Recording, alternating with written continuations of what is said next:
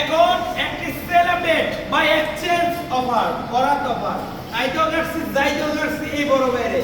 তো বড় ভাই এই হ্যাং বাইকটা আমাদের কাছে বিক্রি করলো এবং এই আরটিএস বাইকটা এখন কিনলো। তো ভাইয়া এই হ্যাং বাইকটা বিক্রি করে আরটিএস বাইকটা কিনলেন, নেওয়ার আগে কি বাইকটা চালাইছেন?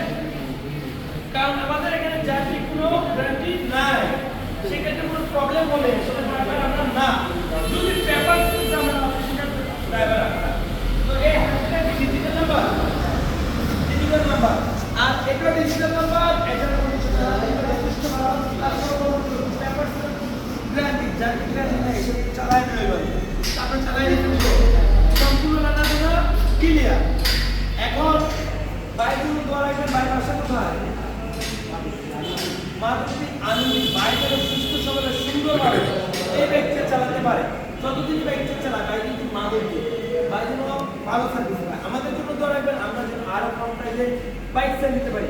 এই বাইকটা আমরা অল্প টাকা বিক্রি করবো, কিছুক্ষণ পরে আমরা লাইভে